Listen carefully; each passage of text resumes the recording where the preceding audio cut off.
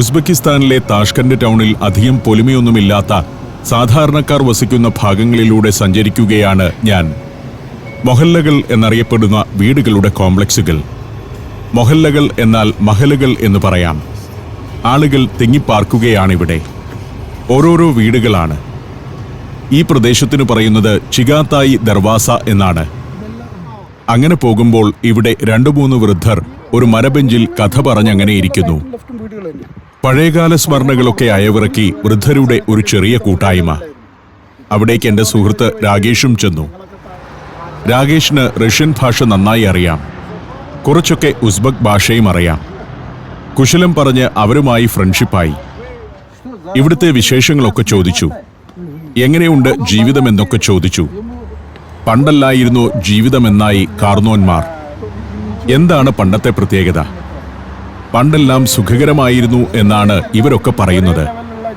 ഇവരൊക്കെ 80 വയസ്സ് കഴിഞ്ഞവരാണ്. സോവിയറ്റ് യൂണിയന്റെ കാലം കടന്നു വന്ന ആളുകൾ. അവരുടെ പേരൊക്കെ പറഞ്ഞു.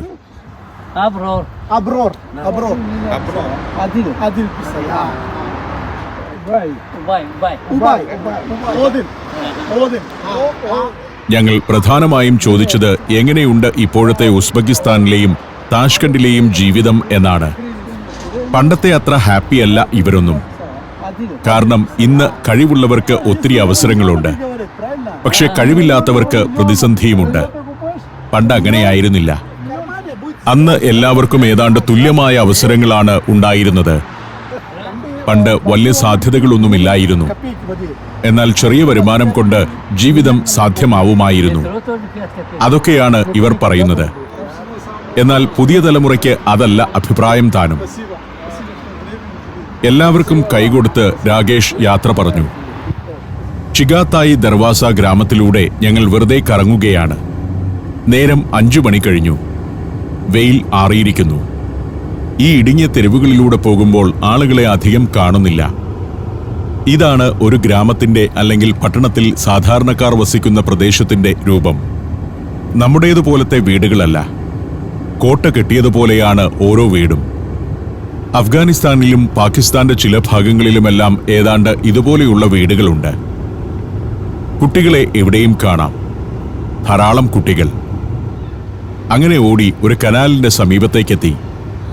ഇവിടെ ഒരു കനാൽ നഗരം പോലെയാണ്. കനാലിലേക്ക് ഫേസ് ചെയ്താണ് മൊഹല്ലകൾ പണിതിരിക്കുന്നത്. ഓരോ വീട്ടിലേക്കും കനാലിന് കുറുകെ ഓരോ പാലമുണ്ട്. അത് ചെല്ലുന്നത് അടച്ചുപൂട്ടിയ ഒരു വാതിലിലേക്കാണ്. ആ വാതിൽ തുറന്നാൽ വീടിനകത്തേക്കു കയറാം. ഞാൻ കാറിൽ നിന്നിറങ്ങി ആ തെരുവിലൂടെ നടന്നു. ഇതൊരു മൊഹല്ലയാണ്. റോഡ് ടാർ ചെയ്തിട്ടുണ്ട്.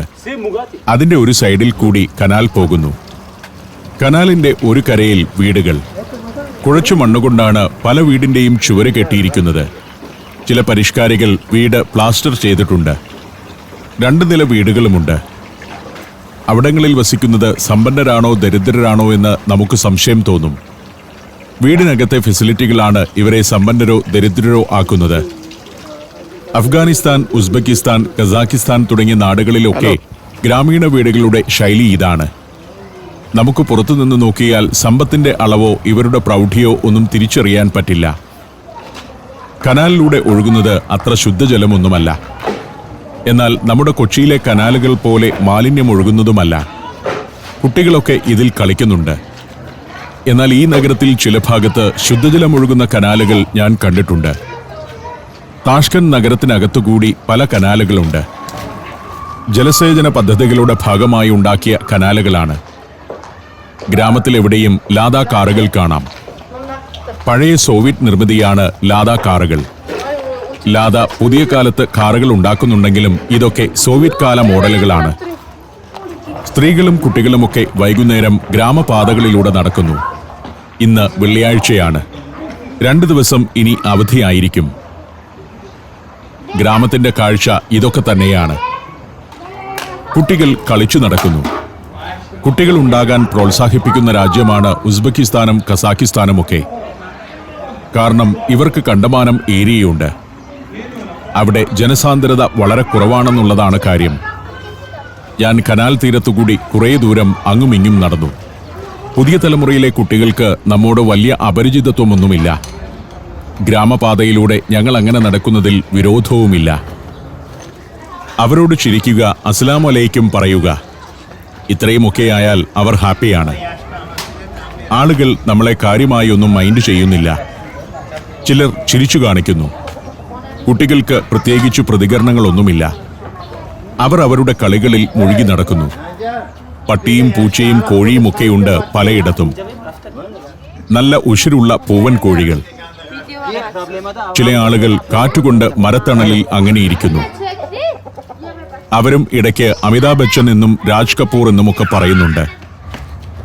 ഇന്ത്യൻ ബന്ധം, ഹിന്ദുസ്ഥാനി, ഹിന്ദി എന്നൊക്കെ ഇടയ്ക്കിടയ്ക്ക് പറയും. ഞാനങ്ങനെ കുറേ നേരം നടന്നു. അധികം ആളുകളെ ഒന്നും പരിചയപ്പെടാൻ പറ്റിയില്ല. താഷ്കന്റ് നഗരത്തിനകത്ത് തന്നെയാണിവിടം.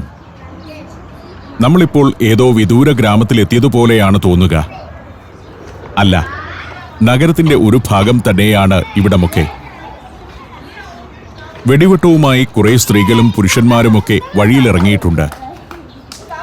അതിൽ പ്രധാന ഒരു കഥാപാത്രം കാർ തന്നെയാണ്. പഴഞ്ചൻ ലാദാ കാർ. അതിന്റെ ബോണറ്റിലൊക്കെയാണ് പിള്ളേർ കുത്തിയിരിക്കുന്നത്. സ്ത്രീകൾക്ക് അന്യഭാവമൊന്നുമില്ല. ഇങ്ങനെ 2 നിലയുള്ള വീടുകളുമുണ്ട്. ചില പരിഷ്കാരികളുടെ വീടാണ്. ഇതിനെയെല്ലാം തഴുകിക്കൊണ്ട് കനാൽ ഒഴുകുന്നു. വേറെ ഒരു ഇടത്തിരിവിലേക്ക് കയറി ചെല്ലുമ്പോൾ അവിടെ ഒരു സ്ത്രീ വളരെ ഫ്രണ്ട്ലി ആയി നിൽക്കുന്നു. ഈ ഗ്രാമവാസി തന്നെയാണ്. 2 കുട്ടികളുണ്ട്.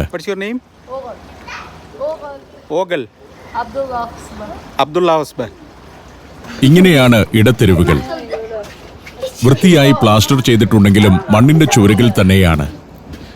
2 വശത്തുമുള്ള ഈ കൂറ്റൻ മതിലിനകത്ത് ജീവിതങ്ങളുണ്ട്. വീടുകളുണ്ട്. അതിൽ പല മുറികളുണ്ട്. കളിസ്ഥലങ്ങളുണ്ട്. നടുമുറ്റങ്ങളുണ്ട്. പ്രാവുകളുണ്ട്. കോഴിയെ വളർത്തുന്നുണ്ട്. ആടുകളുണ്ട്. പക്ഷെ നമുക്ക് അതിനകത്തേക്ക് ഇടിച്ചു കയറാൻ പറ്റില്ലല്ലോ. അങ്ങനെ ഞാനൊരു കറക്കം കറങ്ങി വേറൊരു ഇടവഴിയിലൂടെ പുറത്തേക്കിറങ്ങി വന്നു. ഇവിടെയും കുട്ടികൾ കളികളിലാണ്. കുറെ നേരം നടന്നു ഞാൻ. ഒരു പയ്യൻ അവന്റെ അനിയനെ ഒരു പ്രാമിൽ ഉന്തിക്കൊണ്ടു പോകുന്നു. കരച്ചിൽ മാറ്റാനുള്ള കളിയായിരിക്കണം. ഏതായാലും ചേട്ടനൊരു വണ്ടിയായി, അനിയന് സവാരിയുമായി. ചേട്ടൻ ഡ്രൈവറും അനിയൻ യാത്രക്കാരനുമായിട്ട് സഞ്ചരിച്ചുകൊണ്ടിരിക്കുന്നു. വേറൊരാൾ കനാലിൽ നിന്ന് വെള്ളം കോരി കാർ കഴുകുകയാണ്. ആഴ്ച അവസാനത്തെ പരിപാടി. ഞങ്ങൾ കാറിൽ കയറി തിരികെ പോവുകയാണ്. ചിഗാത്തായി ദർവാസ എന്ന ഒരു ഭാഗം. ഗ്രാമമെന്ന് പറയാനാവില്ല. നഗരത്തിന്റെ പ്രാന്തപ്രദേശം. അവിടുത്തെ ജീവിതം കാണുകയെന്നതും ഇത്തരം നഗരത്തിൽ വരുമ്പോൾ ഒരു പ്രധാന കാര്യമാണല്ലോ. ഇവിടെ മനുഷ്യരെങ്ങനെ ജീവിക്കുന്നു, അവരുടെ ജീവിത നിലവാരം എന്ത് എന്നൊക്കെ തിരിച്ചറിയാൻ വേണ്ടിയിട്ടുള്ള യാത്രകളാണ്.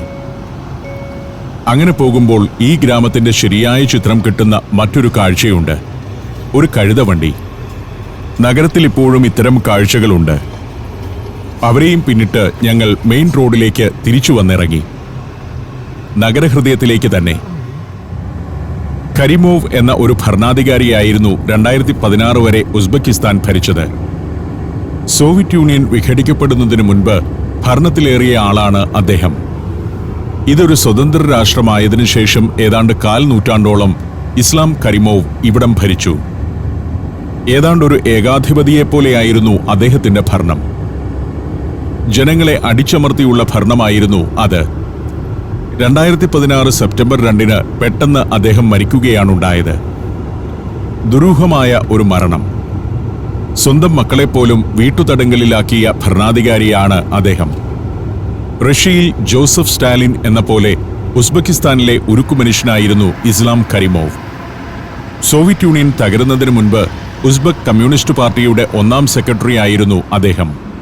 എതിർ ശബ്ദങ്ങളെയെല്ലാം അടിച്ചമർത്തിയിരുന്ന നേതാവ്. 1990-ൽ ഉസ്ബെക്കിസ്ഥാന്റെ ഭരണാധികാരിയായ കരീമോവ് സോവിയറ്റ് യൂണിയൻ തകരുന്നതിന്റെ സൂചന ലഭിച്ചപ്പോൾ ഇവിടുത്തെ കമ്മ്യൂണിസ്റ്റ് പാർട്ടിയെ പീപ്പിൾസ് ഡെമോക്രാറ്റിക് പാർട്ടി എന്ന പേരുമാറ്റി പുനഃസംഘടിപ്പിച്ചു. 1991 സെപ്റ്റംബറിൽ ഉസ്ബെക്കിസ്ഥാന്റെ സ്വാതന്ത്ര്യം പ്രഖ്യാപിച്ചതും അദ്ദേഹമാണ്. തുടർന്ന് ആ വർഷം ഒരു തെരഞ്ഞെടുപ്പ് നടത്തി. 86% വോട്ടും കരീമോവിനായിരുന്നു. സ്വതന്ത്രമോ നീതിപൂർവമോ ആയിരുന്നില്ല തെരഞ്ഞെടുപ്പ്. പക്ഷേ കരീമോവിനെ വിമർശിക്കാൻ ആരും ധൈര്യപ്പെട്ടതുമില്ല. പിന്നീട് 2016 മരിക്കും വരെ കരീമോവ് ഒരു സ്വേച്ഛാധിപതിയെപ്പോലെ ഉസ്ബെക്കിസ്ഥാൻ ഭരിച്ചു. മനുഷ്യാവകാശങ്ങൾ അടിച്ചമർത്തപ്പെട്ടു. 1999 കരീമോവിനെ വധിക്കാൻ ഒരു ശ്രമം നടന്നെങ്കിലും അത് പരാജയപ്പെടുകയാണുണ്ടായത്. വണ്ടി ഒരു പാർക്കിംഗ് ഏരിയയിലെത്തി. അവിടെ ഒരിടത്ത് രാകേഷ് കാർ കൊണ്ടുപോയി നിർത്തി. ഒരു ചരിത്ര നിർമ്മിതിയുടെ മുന്നിലാണ് എത്തിയിരിക്കുന്നത്. ഇതിവിടുത്തെ ഒരു മ്യൂസിയമാണ്, പ്രശസ്തമായൊരു museum, the state museum of history of Uzbekistan. പക്ഷേ ഒരു മനുഷ്യനുമില്ല ആ പരിസരത്തെങ്ങും. മ്യൂസിയത്തിൻ്റെ ഒക്കെ ഗതി ഇതാണ്, ആരും കാണാൻ വരുന്നില്ല. സോവിയറ്റ് കാലത്തെ ഒരു നിർമ്മിതിയാണ്. ഒരു വലിയ ഉദ്യാനത്തിന്റെ ഒരു ഭാഗത്തായിട്ടാണ് the state museum of history of Uzbekistan സ്ഥിതി ചെയ്യുന്നത്. Saudi Arabia, United Arab Emirates, Kuwait. സഞ്ചാരം വോള്യം നമ്പർ 20. ഫുൾ HD-യിലുള്ള അപൂർവ ദൃശ്യയാത്രാ വിവരണ ശേഖരം ഉടൻ സ്വന്തമാക്കാൻ സഞ്ചാരം എന്ന് SMS ചെയ്യൂ. ഫോൺ 9995444222. റോഡ് ക്രോസ് ചെയ്യാനുള്ള സംവിധാനം ഇങ്ങനെയാണ് ഇവിടെയൊക്കെ. അതിമനോഹരമാണ്. വലിയൊരു ഹാൾ പോലെയുണ്ട്. തലയ്ക്ക് മുകളിൽ കൂടി പ്രധാന റോഡ് കടന്നു പോകുന്നു. ഇതിനകത്ത് അധോലോക പ്രവർത്തനമൊന്നും നടക്കുന്നില്ല. അത്യാവശ്യം ലൈറ്റുണ്ട്. ഭംഗിയായി സംരക്ഷിച്ചിരിക്കുന്നു. മേൽപ്പാലങ്ങളെക്കാൾ കൂടുതൽ ആളുകൾക്കിഷ്ടം ഇത്തരം റോഡുകളാണെന്ന് എനിക്ക് തോന്നുന്നുണ്ട്. ഇതിനകത്ത് മഴ പെയ്യുമ്പോൾ വെള്ളം നിറയില്ലേ എന്നൊക്കെ ആളുകൾ ചോദിക്കും. ലോകത്ത് മഴ പെയ്യില്ലാത്ത നാട്ടിലൊന്നുമല്ല ഇത് പണിയുന്നത്. സബ്വേയിൽ നിന്ന് കയറി ഇൻഡിപെൻഡൻസ് സ്ക്വയറിലേക്ക് പോകുമ്പോൾ അവിടെ കടലയോ പൊരിയോ മറ്റോ വിൽക്കാൻ പോകുന്ന ഒരാളും മുന്നിൽ നടക്കുന്നുണ്ട്. അപ്പുറത്ത് ഒരു പാലസ് കാണാം, ഒരു ഉദ്യാനത്തിനകത്ത്. Palace of grand duke Nicholas Konstantinovich എന്നാണ് അതിൻ്റെ പേര്. അവിടെ പിന്നെ വരാം. ഞങ്ങൾ നടന്ന് ഇൻഡിപെൻഡൻസ് സ്ക്വയറിലേക്കെത്തി. 1/2 കിലോമീറ്റർ വരെ നീളമുള്ള ഫൗണ്ടനുകളുടെ ഒരു സ്ഥലമാണ് ഇൻഡിപെൻഡൻസ് സ്ക്വയർ. മുസ്താഖലിക് മൈതാനി എന്നാണ് ഉസ്ബക്ക് ഭാഷയിൽ ഈ സ്ക്വയർ അറിയപ്പെടുന്നത്. 20-ാം നൂറ്റാണ്ടിന്റെ തുടക്കത്തിൽ തന്നെ താഷ്കന്റ് നഗരത്തിന്റെ പൊതുചത്വരമായി ഇവിടം രൂപപ്പെട്ടിരുന്നു. എന്നാൽ ഇതിനെ ഇൻഡിപെൻഡൻസ് സ്ക്വയർ എന്ന് പേരിട്ട് നവീകരിച്ചത് 1999-ലാണ്. റഷ്യൻ സാമ്രാജ്യകാലത്തും സോവിയറ്റ് ഭരണകാലത്തും ഉസ്ബെക്ക് ജനതയ്ക്ക് വേണ്ടി പോരാടി മരിച്ച ആളുകൾക്കുള്ള ഒരു സ്മാരകം കൂടിയാണ് ഇവിടം. അതിനാൽ സ്ക്വയർ ഓഫ് മാർട്ടിയേഴ്സ് എന്നും ഈ ചത്വരം അറിയപ്പെടുന്നുണ്ട്. ഈ ഫൗണ്ടനുകളുടെ നിരയാണ് സ്ക്വയറിലെ ഏറ്റവും പ്രധാന ആകർഷണം. പല സെക്ഷനുകളായുള്ള ഫൗണ്ടനുകൾ. 2006-ലാണ് ടൈലും ഗ്രാനൈറ്റും പാകിയും ഫൗണ്ടൻ പുതിയ രീതിയിൽ ക്രമീകരിച്ചും ഈ സ്ക്വയറിനെ ഒന്ന് നവീകരിച്ചത്. ആർച്ച് ഓഫ് ഇൻഡിപെൻഡൻസ് എന്നാണ് ഈ നിർമ്മിതി അറിയപ്പെടുന്നത്. മുകളിൽ ഒരു ഭൂഗോളവും അതിനുമേലെ ഏതാനും കൊട്ടികളും. ഭൂഗോളത്തിൽ പ്രത്യേകം കാണിച്ചിരിക്കുന്നത് സ്വതന്ത്ര ഉസ്ബെക്കിസ്ഥാന്റെ മാപ്പാണ്. 1992-ലാണ് ഈ ആർച്ച് ഓഫ് ഇൻഡിപെൻഡൻസിന്റെ നിർമ്മാണം തുടങ്ങിയത്. 2006-ൽ പൂർത്തിയാവുകയും ചെയ്തു. അതിമനോഹരമായ ഒരു ഉദ്യാന പ്രദേശമാണ് ഈ ഇൻഡിപെൻഡൻസ് സ്ക്വയർ. പലതരം ചെടികളും മരങ്ങളും നട്ട് ഭംഗിയായി ഒരുക്കി വെച്ചിട്ടുണ്ട് ഇവിടം. ഉസ്ബെക്കിസ്ഥാൻ പണ്ട് തുർക്കിസ്ഥാൻ എന്നൊരു സാമ്രാജ്യത്തിന്റെ ഭാഗമായിരുന്നു. അന്ന് ഈ പ്രദേശത്ത് ഒരു സൈനിക കോട്ടയാണ് ഉണ്ടായിരുന്നത്. വെള്ളിയാഴ്ച വൈകുന്നേരമായിട്ടും അധികം ആളുകളെയൊന്നും കാണുന്നില്ല. അപ്പോൾ എൻ്റെ കൂടെയുള്ള രാകേഷ് പറഞ്ഞു, ആളുകളെ കാണണമെങ്കിൽ വേറൊരു സ്ഥലത്ത് പോകണം, നമുക്ക് വൈകുന്നേരം അങ്ങോട്ട് പോകാം, ഇവരുടെ നൈറ്റ് ലൈഫ് എന്താണെന്ന് കാണണം. ഇൻഡിപെൻഡൻസ് സ്ക്വയറിൽ നിന്ന് നേരെ ഇറങ്ങി വരുന്നത് ഇവിടുത്തെ മുസ്താഖലിക് മൈതാനി മെട്രോ സ്റ്റേഷനിലേക്കാണ്. ഇന്നാട്ടുകാർ മുസ്താഖലിക് മൈതാനി എന്ന് വിളിക്കുന്നത് ഇൻഡിപെൻഡൻസ് സ്ക്വയറിനെയാണ്. ഏതായാലും ഇവിടെ വന്ന സ്ഥിതിക്ക് മെട്രോയിൽ കയറി ഒരു കറക്കം കറങ്ങാമെന്നാണ് തീരുമാനം. കാസ എന്ന് എഴുതിയിരിക്കുന്നിടത്ത് പോയി രാകേഷ് ടിക്കറ്റ് എടുത്തുകൊണ്ടുവന്നു. ഇവിടുത്തെ ഗ്രൗണ്ട് ട്രാൻസ്പോർട്ടേഷന്റെ മുഴുവൻ ചുമതല ഞാൻ രാകേഷിന് കൊടുത്തിരിക്കുകയാണ്. അതുകൊണ്ട് തന്നെ ഇന്ത്യക്കാരനായ ഞാൻ ഒരു കാരണവശാലും ടിക്കറ്റ് എടുക്കുന്നില്ല. ഭൂമിക്കടിയിലേക്ക് ഇറങ്ങിച്ചെല്ലുമ്പോൾ ഒരു കൊട്ടാരക്കെട്ടിലേക്ക് ചെന്നതുപോലെയുണ്ട്. സോവിയറ്റ് യൂണിയന്റെ കാലത്ത് പണിത മെട്രോ സ്റ്റേഷൻ. അതിന്റെ കാഴ്ച അതിഗംഭീരമാണ്. പഴയ സോവിയറ്റ് യൂണിയനിലെ എല്ലാ അംഗരാഷ്ട്രങ്ങളിലും ഇത്തരത്തിൽ ഗംഭീരമായ മെട്രോ സ്റ്റേഷനുകളുണ്ട്. അതെപ്പോഴും നല്ല വൃത്തിയായി തിളങ്ങിക്കിടക്കുന്നതിനു വേണ്ടി ജീവനക്കാർ നല്ല ചിട്ടയോടെ സോവിയറ്റ് കാലഘട്ടത്തിലെ അച്ചടക്കത്തോടെ ക്ലീൻ ചെയ്യുന്നുണ്ട്. അങ്ങനെ നിൽക്കെ ഒരു ട്രാക്കിലൂടെ പഴഞ്ചനൊരു ട്രെയിൻ വന്നു. ഇതാണ് സോവിയറ്റ് കാലഘട്ടത്തിലെ മെട്രോ ട്രെയിനുകളുടെ രൂപം. ഗംഭീര കെട്ടിടമൊക്കെയാണെങ്കിലും ചടാക്ക് ട്രെയിനുകളാണ്. വേറെ നല്ല ട്രെയിനുണ്ടെന്ന് പിന്നെ എനിക്ക് മനസ്സിലായി. ഇതിന്റെ വാതിലടയാൻ വലിയ പാടുപെടുന്നുണ്ട്. നോക്കിക്കോളുക, വാതിൽ അടയുന്നത് ഒരു കാഴ്ചയാണ്. അടഞ്ഞു. എന്നാൽ അവനങ്ങ് തൃപ്തിയായില്ല. ഒന്നുകൂടി കൂട്ടിയിടിച്ച് അടച്ചു. ഇപ്പോഴാണ് ഹാപ്പി ആയത്. ആളുകളെ അകത്ത് കയറ്റി അതങ്ങനെ വിട്ടടിച്ചു പോകുന്നു. കോച്ചൊന്നും അത്ര സുന്ദരമല്ലെങ്കിലും അതിഗംഭീരമായ ഗതാഗത സംവിധാനമാണിത്. ഞങ്ങൾക്ക് പോകേണ്ടത് ആ ഡയറക്ഷനിലല്ല. എതിർദിശയിലേക്കുള്ള വണ്ടി വന്നു. ഇതിലാണ് ഞങ്ങൾ അടുത്ത സ്റ്റേഷനിലേക്ക് പോവുക. 2 സ്റ്റേഷൻ അപ്പുറം പോയി ഇറങ്ങാം. ഇത് നേരത്തെ കണ്ടതിനേക്കാൾ കുറച്ചുകൂടി ഭേദപ്പെട്ട ട്രെയിനാണ്. മോഡേൺ ട്രെയിനുകളും ഈ പാളങ്ങളിൽ കൂടി തന്നെ ഓടുന്നുണ്ട്. പല കാലഘട്ടങ്ങളിലെ ട്രെയിൻ ഈ പാളങ്ങളിലൂടെ ഓടുന്നുണ്ടെന്നർത്ഥം. ഈ ട്രെയിനിൽ ആളുകൾ അല്പം കുറവുണ്ട്. അകത്തേക്ക് കയറി ചെന്നു. വാതിലടഞ്ഞു. മറ്റേ ട്രെയിനിനെ പോലെ 2-3 തവണ ഇടിച്ചടയ്ക്കേണ്ട കാര്യമൊന്നുമില്ല. കുറച്ച് ഭേദപ്പെട്ട പുതിയ കാലത്തെ ട്രെയിൻ ആകുന്നതുകൊണ്ടാവണം. വൈകുന്നേരമാണ്. എങ്കിലും തിങ്ങി നിറഞ്ഞ തിരക്കൊന്നുമില്ല. ഈ ഡയറക്ഷനിലേക്ക് ആളുകൾ അധികമില്ലെന്നാണ് തോന്നുന്നത്. നഗരഹൃദയത്തിലേക്കുള്ള പാതയാണെന്ന് എനിക്ക് തോന്നി. നഗരഹൃദയത്തിന്റെ പുറത്തേക്കാണല്ലോ ഈ സമയത്ത് ആളുകൾ ഒഴുകുക. ടോഷ്കൻ മെട്രോപൊളിറ്റനി എന്നാണ് ഇവിടുത്തെ ഭാഷയിൽ താഷ്കൻ മെട്രോയെ പറയുക. സോവിയറ്റ് യൂണിയനിൽ നിർമ്മിച്ച 7ാമത്തെ മെട്രോ ആയിരുന്നു ഇവിടുത്തേത്. അമീർ തിമൂർ സിയോബോനി എന്നാണ് ഈ സ്റ്റേഷന്റെ പേര്. കുറച്ചുപേർ ഇറങ്ങുന്നുണ്ട്. ഞങ്ങൾ ആ സ്റ്റേഷനിൽ ഇറങ്ങിയില്ല. അടുത്തത് ഹമീദ് ഒലിഞ്ചോൺ എന്ന് പറയുന്ന സ്റ്റേഷനാണ്. ജോലി സ്ഥലത്തു നിന്നും മടങ്ങുന്നവരും മറ്റുമാവാം ഈ നേരത്ത് ഈ ട്രെയിനിലെ യാത്രക്കാർ. നൈറ്റ് ഷിഫ്റ്റ് ജോലിക്ക് നഗരഹൃദയത്തിലേക്ക് പോകുന്നവരും ഉണ്ടാവാം.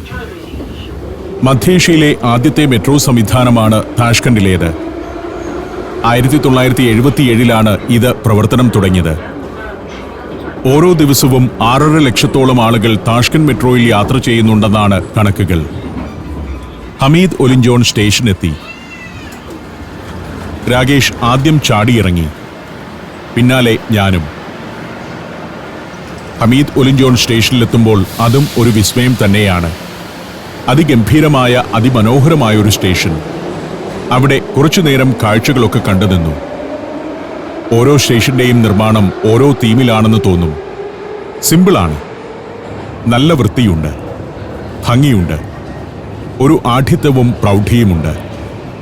ഞങ്ങൾ അവിടെ നിന്ന് അടുത്ത ട്രെയിൻ പിടിച്ച് തിരികെ മുഷ്താഖലിക് മൈതാനി മെട്രോ സ്റ്റേഷനിൽ തന്നെ വന്നിറങ്ങി. ഭൂമിക്കടിയിൽ നിന്ന് മുകളിലേക്ക് കയറി. വണ്ടി ഇവിടെ പാർക്ക് ചെയ്തിട്ടുണ്ട്.